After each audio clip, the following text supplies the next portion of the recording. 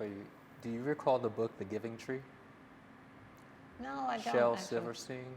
No, yes, vaguely, yes. Yeah, a classic book, at least in my childhood, where this child, he grows up with a tree. By the way, I didn't get this understanding until my adulthood. And I was like, oh my gosh. So the child visits this tree, the tree speaks to it, gives it an apple. The child builds a swing on the tree. The child has his partner and they're kissing, they're at the tree. He grows up with the tree and he needs to build a house. So the tree's like, okay, you can take some of me. It keeps giving and giving and giving to where the tree gets smaller, tree can no longer provide shade. This person keeps taking and taking until the tree becomes nothing but a stump. Yes. And then even at the end, when it has nothing left, it still provided this person a seat to sit on. And I'm like, this is humanity. Yes. This guy was onto something.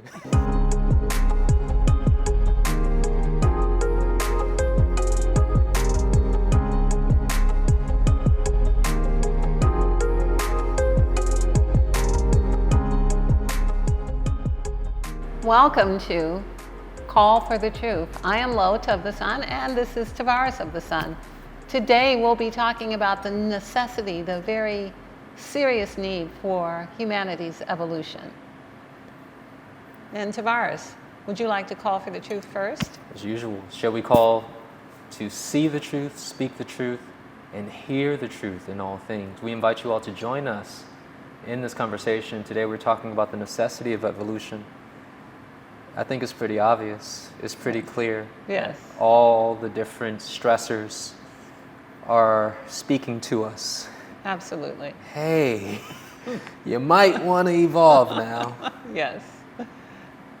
Especially with our food, it becomes very apparent to us. Our food is in the news a lot. We are in the time of the exploding watermelon.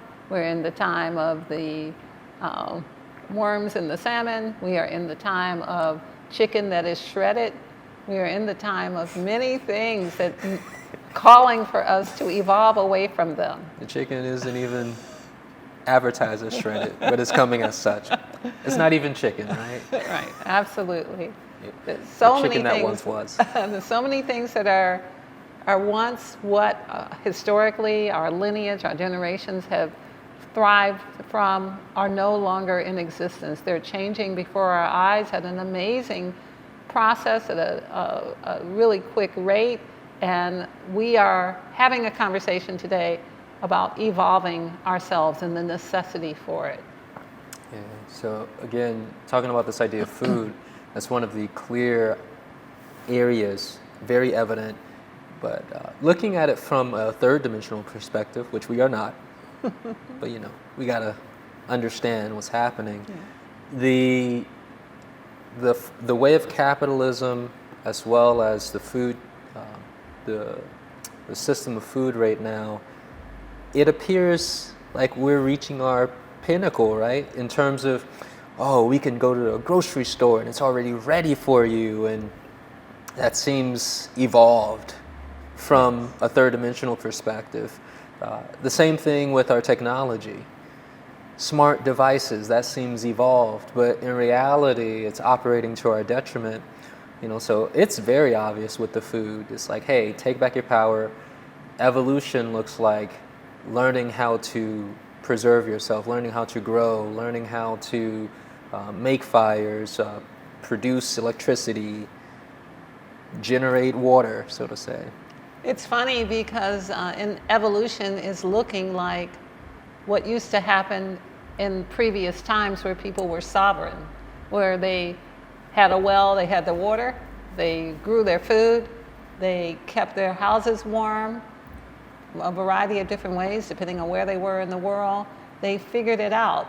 They figured out how to be sovereign. We had a guest on recently who lived on barren land in Africa with her children and explained to us how they made an oven out of clay, how they had a bush toilet, the different things, how they washed their clothes by hand.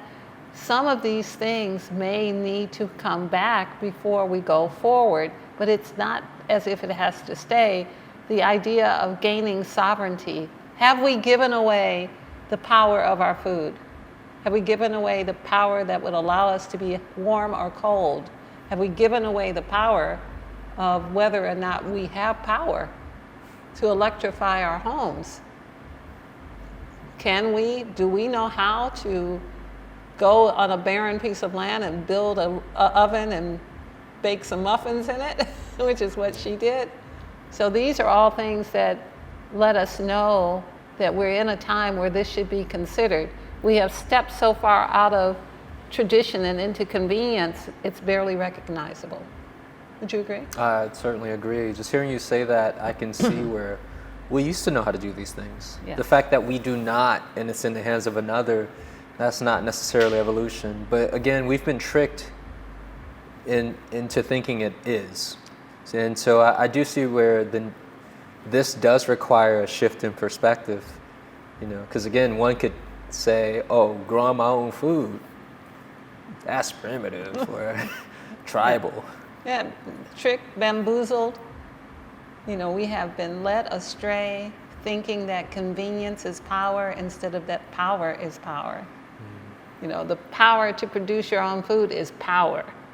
The power to go to someone else who pays somebody else to pay somebody else to produce your food is not sovereignty. So when a child goes into the supermarket and you say, little Johnny, show me where the bread comes from, he takes you to the bread aisle. That's not where bread comes from. But if in a previous time and in a time that may return, there may be, you might grow sprouts and produce a sprouted bread from it, and your child may say, Daddy, show me how to sprout that bread so I could have some. And that would be power.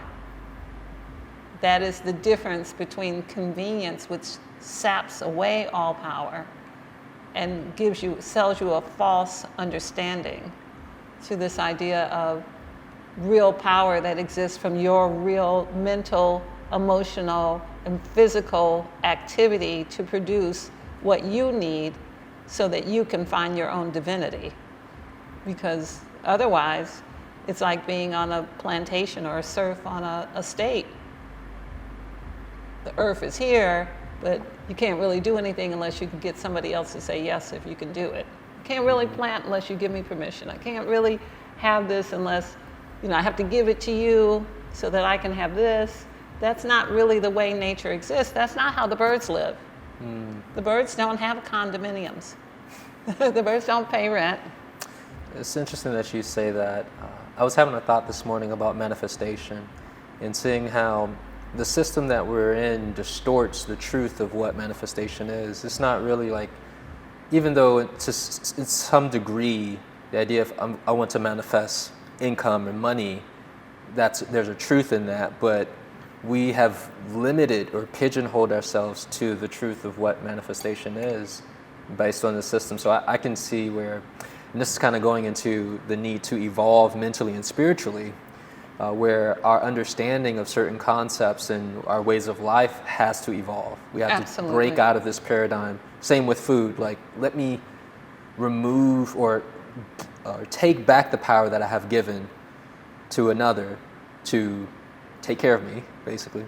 Yes. And that is a form of evolution, and the ideas of who we are, what we're connected to, I see that requires a quantum leap, so to say, in consciousness. Absolutely. In the third dimension, we feel like we have the right to have sex all the time, to get high all the time, to have babies, and we have the right to kill them. We feel we have the right to do all these things. We walk upon the back of the divine being, which is Mother Earth, and we take. And so in our experience, mothers experience this from the children, that as the foundation that gives them the minerals, the cellular mitochondria, the information that makes them live and brings them to a level of decision making. And just as humans walking upon the back of the mother, the children of the earth do this with their own mothers. They take and they take it for granted, and they don't give anything back, and that breaks all the laws of the universe. There is always the law of reciprocity, that you give and then you receive. Yes. And so humanity has grown into a level of ignorance that ignores ignorance, ignoring the law of. Yes. Ignoring the law that would allow you to thrive and survive in sovereignty. The mother remains sovereign. She still produces for everyone. Everyone eats because of her. The son remains sovereign. But what about those who walk on her back, who cut down her forests, who buy up all of her land, who steal the patents for her seeds? What of that? Question for you. Do you recall the book, The Giving Tree? No, I don't. Shel actually. Silverstein? No, yes, vaguely, yes. Yeah, a classic book, at least in my childhood, where this child, he grows up with a tree. By the way, I didn't get this understanding until my adulthood. And I was like, oh my gosh. So the child visits this tree, the tree speaks to it, gives it an apple. The child builds a swing on the tree. The child has his partner and they're kissing, they're at the tree. He grows up with the tree and he needs to build a house. So the tree's like, okay, you can take some of me. It keeps giving and giving and giving to where tree gets smaller, tree can no longer provide shade. This person keeps taking and taking until the tree becomes nothing but a stump. Yes. And then even at the end, when it has nothing left, it still provided this person a seat to sit on. And I'm like, this is humanity. Yes. This guy was onto something. But again, I didn't understand it until my adulthood, this very concept that you're saying. And you usually say this comment or this phrase, in the asking is the giving. Yes. And I can see that in the concept of the giving and receiving. The giving, you do receive, this cycle, and how, again, we are not evolved, we have devolved because we're not operating within the truth of that. It's true. The idea of giving is divine and elevated. To be able to say yes is godly. It's divine. To not give is the opposite of that. For someone to take and not learn to give breaks all the laws of the universe, again, because the idea of giving is the elevated idea. In the fourth dimension, the idea would be to do no harm, because we're not quite ready for reciprocity, that everything serves you. Your relationship with your employees, the relationship with your house, the relationship with the tree in the backyard. Any relationship you're in serves you, and you should serve it, or you should not be in relationship to it. If it doesn't serve you, it's time to move on to a relationship that does serve you. So this idea that we are not serving ourselves yet in this moment of, it is as if our mitochondria is not working. It is as if the energy that's given to the cell to make it move forward and grow into an evolutionary place in life has been shut down by convenience. Like, no, don't plant that tomato. Go get you some ketchup and call that a tomato. Go get something that's been manipulated. And so this is what our children are learning, and this is why they think that bread comes from the supermarket aisle. Because that's not the truth. So to gain sovereignty, for humanity to gain its footing again, there is this necessity that we connect back to the mother, connect back to the earth itself, be in relationship to that which has served us and is in relationship with us in a way where we are reciprocal, where we learn the lesson of giving and then we learn to give. We experience getting the apple and eating it, and then we fertilize the ground. And we can do that in many different ways, just walking our land. Eating the seed and getting our saliva on it and putting that saliva and that seed back into the ground with our DNA on it is a contributing factor. All of these many things are ways that we can move out of convenience into sovereignty. This idea of evolution. The unevolved man is what we see as the devil. This is what happens when a person refuses to move out of the space of limitation and wants to stay there. A de-evolution takes place, and this is how we perceive this idea of the devil. It is the devolved man who does not want to move into elevation, that does not want to climb into the next experience that may require more. The universe sets a buffet in front of us. Says, you can have all of the fruit, all of the apples, all of the products of the planet Earth that Mother Earth gives you. Have your full of it. But you're like, well, what about McDonald's? Does it have fries on the side? It sounds like we're going to dine in the bathroom toilet. So what we have to understand is that the universe is constantly giving us golden nuggets, constantly giving us gifts. But if we do not get up, go into the kitchen and open up the refrigerator, or go into nature and take the peach off the tree, we don't get to eat it. If the peach has to be delivered to our house, if somebody else has to go get it and put it in an Uber and send it to us in a bag, and then it's not the same thing. We have not grown through that experience. Possibly the person who brought it to us may have grown, maybe not.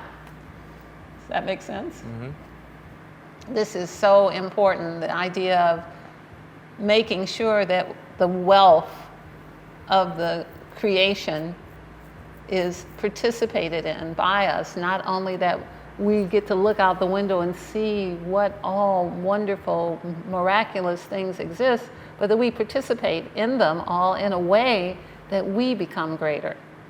We become changed. We evolve into the greater being. This is making me thinking about different perspectives of the willingness and unwillingness to evolve. We have people who are straight up, no, I want things to be the way they were, or whatever debaucherous or unhealthy way of living. But then you got those who are attempting to break free, those who are looking to eat more healthy, be more mindful and self-aware. It was making me think about property clearing, this idea of how our environments, there was this quote that I saw last week at the end of, it was actually when we were on break for Quantum Light property clearing class. Dude named Yogananda, he said, I'm paraphrasing, the environment is stronger than our will, oftentimes. Yes. And I think we can see that. We yes. can see the field and its pulling power. And even when you have those who are looking to do better, the fields of entrainment kind of pull them right back into the self-replicating pattern. Yes. So what are your thoughts on this in terms of this dynamic, but also solutions? Not everyone is growing at the same pace. All life is life. However, not all life is growing at the same pace. And there is this idea of free will, and this process of physical manifestation is to show us that what our thoughts produce. Yeah. This is more about experience instead of intellect. This is not to say that it's not wonderful to be a genius, but it's not necessary to be successful to be a genius. It's more about the experience of living, that the experience of being the child, the experience of being the mother, the experience of having been other things in creation and other dimensional realities. Is more about those experiences culminating in not so much intellect, but more in experience of the knowingness. There's only so far you can go in intellect, belief, and faith, but in experience, I have an experience with you, I will know from that experience. Yeah. So you have an experience with the earth when you recognize that you are supported when you recognize that you have power, when you recognize that what has been done to us through the structures of the way our world has been run has made us not even have the imagination to dream big. We don't think we can do the things that we are quite capable of doing, and even when they're brought to our attention, we're shocked. We are currently teaching skin breathing because what's in the waveform in the air has damaged our lungs. Pandemics have damaged our lungs. Colds and flu and smoking have damaged our lungs, and that our body is already breathing through the skin. So this is something that may seem like, oh, that's nonsense, or it could really be unlocking one of the many mysteries of the technology that you live within.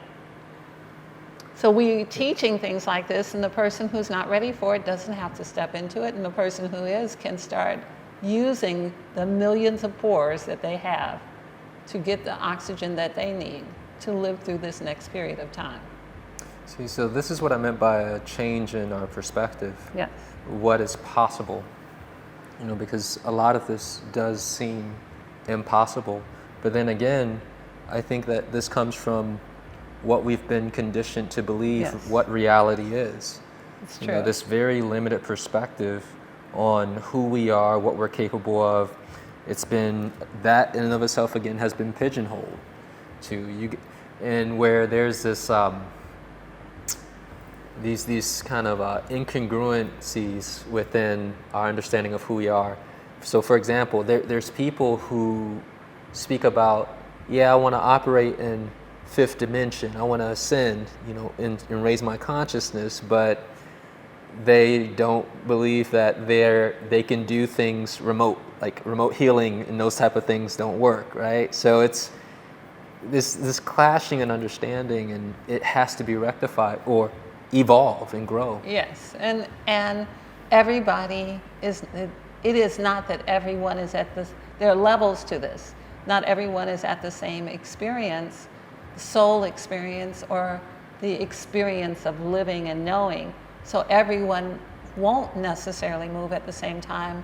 However, the opportunity, the universe is so beneficent. We all know there's life in the hereafter.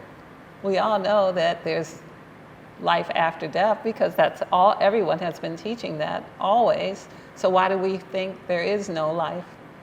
Why are we so upset when we all hear the words? It's like this double speak. We all have been told this, but we don't believe it. I think it's the same type of compartmentalization with, we believe in ancestors, but in that we can speak to them, but we don't believe or know that we can speak to our future selves or the future generations. Or we don't believe in anything that we can't see, but we believe in numbers. I think we can go on and on, right? Like, it's just like, make it make sense. Like, how you believe this, but don't believe that? Like, nah, I ain't ready for that. We got to. However, it's okay. We're in this world all together purposely, so that those who are newer and haven't had as many experiences as others can see those who are benefiting from great and vast experience, that there's certain knowingnesses that just come along with that require the soul to have matriculated the process. So it's making me think about soul age. Yes. Would you say that has a lot to do with that? Yes, I think it does. I think also the idea of the willingness, there is this idea of, there are those who will fight for limitation because it's convenient. Yeah. I'm going to fight to be unhealthy. I'm going to fight to continue what I know because I want what I know, and I don't know what else there is. And so this is a lot of what we're encountering, is that it looks like it's going to be hard. It looks like you're going to require more of me. It looks like I'm going to have to do something I don't know how to do. I don't know how to plant a seed. It looks like that would be too hard for me. So that keeps a lot of people from wanting to stretch, fighting for their own limitation, fighting to keep themselves small enough to not be required to be in the responsibility, the response to their own ability. So mostly, we see it in children. Like, I don't want to do that, it's new. I want my plate to look like Mom always made my plate. I want my No 3 new things, foods. and I don't want anything touching. you know. So that is a tendency of humanity, but we need to gain more flexibility. Introductory energetic clearing. This shamanic clearing specifically targets addictions, negative thought forms, anger spheres, and more. Of the Sun cleans and clears the primary things affecting our energetic body and gives us tools to support our healing journey. This service is priced perfectly for your regular energetic maintenance. Recommended use is once a month. For more information and sign up, visit ofthesun.com. We need to move into this idea of being able to take responsibility for whatever's in our spaces, in our places. That's what quantum light property clearing is. It's a very ancient practice. People have been clearing energies that are interfering with them always. From the very beginning, there have been things that interfered with humanity. Isn't that what that snake in the Garden of Eden was, an interference pattern? And shouldn't he have been cleared? So this idea that there's a lot of things in our experience, including our own thoughts through the lineage. Humanity is really inundated with millennia of having been deconstructed and not given the power and that was needed for healthy development. So we are fatigued from being told no, or from being diminished, or from being made smaller. And this is the time. We are living in the time when that can change. But it will require impetus from us. It requires us to decide to fight for our own experience. Just as in nature, when an animal is born, it fights its way down the birth canal, and often it has to get up and run right away so that it can experience physical reality and have the appreciation of physical reality. There is a price to be in the physical reality. We must do things. So one of the things that is very pressing and that we at Of the Sun are fully in participation with is property clearing. We clear the imprinted, intense emotions that are left in the materials, the natural materials and the materials that are not natural, that our homes are made of, that our environments are made of, that our landscapes are made of, so that we are not influenced in the unconscious by those experiences. This requires effort from us, but there's great victory in this, wouldn't you say, as the teacher of property clearing? Well, certainly. The idea of clearing in and of itself has not only showed me my power, but it's a regular form of energy hygiene that I see that it keeps me elevated. I can see the difference when I clear and when I don't clear. Yes. And when I do, I'm above the third dimensional experience. I move higher and higher. As I continue to peel back layers, I can express the idea of energy hygiene in that powerful way. I see that feedback response. And the giving is the receiving, right? And the giving is the receiving, and the asking is the receiving. The idea of clearing is like Kung Fu. You know, it's just really moving what is no longer needed. It's not an idea of punishment. It's not even an idea of war. It's more an idea of removing and sending to a place where anything that is low level may go on to evolve, as your soul and the soul of all of the rest of us would like to do too. We help it along so that it may be free to experience something greater. If you are clearing the energies of jealousy or resentment, those energies want to be more. Yeah. They are conscious. All things are conscious. The consciousness would like to grow and evolve because this is the basis of all life in the universe. So hearing you say this, it's showing me, and I think the people listening can feel where you're coming from, in clearing is the process of evolution. It is the process. It's tied in. It is. Where because we're not clearing, we're devolving. That's something that's become overwhelmingly clear to me, no pun intended. Yes. Where because we are unaware of energetic hygiene, and the accumulation of patterns and debris, we regress, we go backwards. But the clearing helps us move forward. The peeling back the layers, as you say, helps us step into higher fields. An example like an apartment building that was rented to a couple who had a lot of fights and went back and forth and eventually divorced. And then that couple exits the apartment. They go on separately into their experience. Another couple comes in and they're informed by the intense anger of the fighting between the couple, and then they divorce. And then they move on individually to their respective next experiences. And the apartment now is contaminated with divorce energy. Yeah. This is the type of energy we clear. However, that process sentences the next couple to the same experience. And so you are sentenced to the memory of what is in the morphic field, what is in the material, and unconsciously when you're sleeping at night, you're being informed. So what we do is we clear those energies, giving an opportunity for evolution. We don't know what would have happened with that second couple if that space had been cleared, who also got a divorce. Now the third couple's in there, and we know inevitably what their trajectory will be because they're swimming in a pool of energies of arguments and separation and divorce energy. Whether they actually get a legal divorce or not, whether they're legally married to get a divorce is irrelevant. Yeah. What is relevant is that the reality of intense energies remains, and we all have experiences with that. We all know that to be a fact, whether we can see it or whether we can't. Yeah. Some people can see it. I think it's just a mere matter of observing your experience. If you recognize, to scale it down into our everyday experience, where one is doing the same things, whether it's positive or negative habits, there's a field of reinforcement. There's a field of reinforcement of let me go and walk, or water my plants. Right. There's a field of reinforcement of that's right. I feel the urge to order pizza or do some smoke or whatever it may be, or argue. Right. Or think about the person who I just got in an argument with, and I can't stop thinking about what happened yesterday or a week ago because it's still within the environment.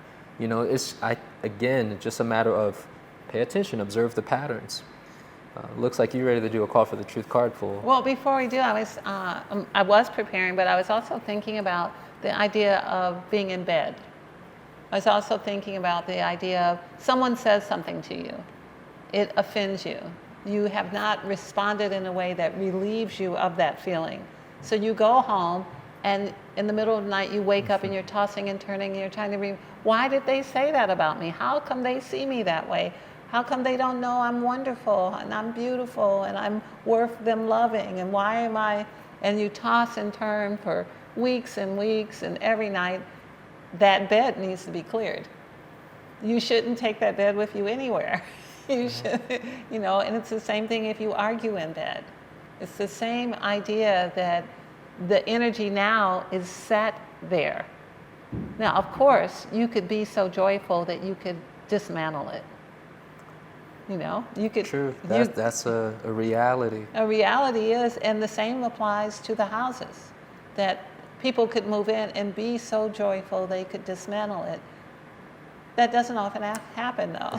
Keeping it real, how many people are joyfully dancing around, bouncing? It's not that it doesn't happen, but and match the energy of the argument. That's right. Because when people are mad, they're mad, and it's often longer than the peaks of joy that people sustain. So I was just, as I was touching the cards, I was just thinking about this idea.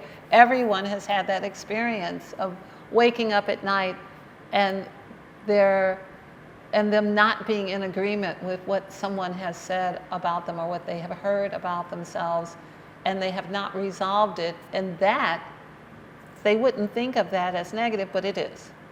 That is energy that's not joy, that's not peace, that's not love, that's not compassion, that's irritation, that's interference, that's anger, that's my feelings are hurt. Those are all things that don't rise to the level of clearing. Yeah. That must be cleared. even though we're very comfortable not thinking of them as negative. Like we don't think of depression as negative.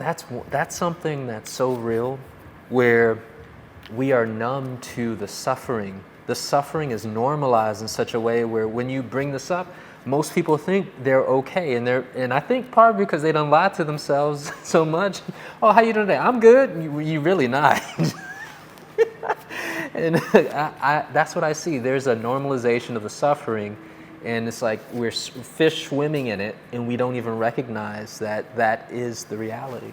And another example that people will be familiar with is people go to work, they work all week, then they never get out of bed on the weekend. Yeah, That's depression. most certainly.